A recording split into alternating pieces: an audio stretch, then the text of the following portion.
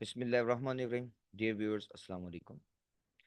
हमने अपनी last videos के अंदर डिस्कस किया था कि sale is the function of advertisement, और फिर हमने इस फंक्शन फॉर्म को रिग्रेशन इक्वेशन की सूरत में देखा कि sale T is equal to beta naught plus beta one advertisement T plus error term.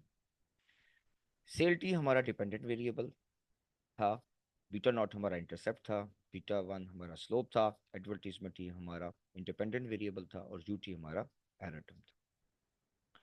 हमने पिछली वीडियोस के अंदर किस तरीके से हम बीटा वन को एस्टिमेट करते हैं, किस तरीके से हमने बीटा नॉट को एस्टिमेट कर किया, तो वो हमने तमाम वीडियोस में बात की।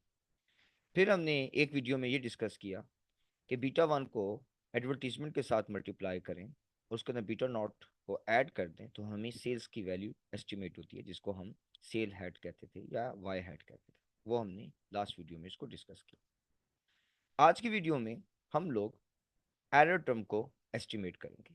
ये एरर टर्म किस तरीके से एस्टिमेट होती है, तो इस आज की वीडियो इसके बारे में। अब देखिए, हम लोगों ने जैसे सेल्स को y से डिनोट किया था, और ये हमारे पास y की एक्चुअल वैल्यूज है जिसको ऑब्जर्व वैल्यूज भी कहते हैं। फिर हम लोगों ने इंटरसेप्ट और स्लोप को मैयर किया, और फिर हर x की वैल्यू को स्लोप के साथ मल्टीप्लाई करके उसमें इंटरसेप्ट को ऐड किया, तो y हेड की वैल्यू हमें मालूम।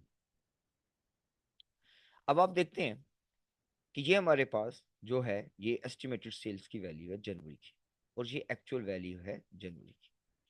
हमने जब कैलकुलेट करना है एरर टर्म को, तो वो किस तरीके से कैलकुलेट होगा कि हम एक्चुअल वाई में से एस्टिमेटेड वाई को लेस करेंगे तो हमें एरर टर्म की वैल्यू कैलकुलेट लाइक दिस, कि हम एक्चुअल वाई में से एस्टिमेटेड वाई को हमने लेस कर दिया।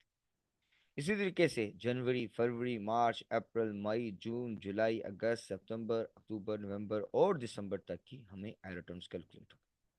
हमने इसका सम किया इक्वल टू सम। तो याद रखिएगा, जब भी हम एरर टर्म का सम करेंगे वो हमेशा इक्वल टू जीरो ही होगा। इंशाल्लाह हम आने वाली वीडियो के अंदर डिस्कस करेंगे कि ये जीरो क्यों होता है।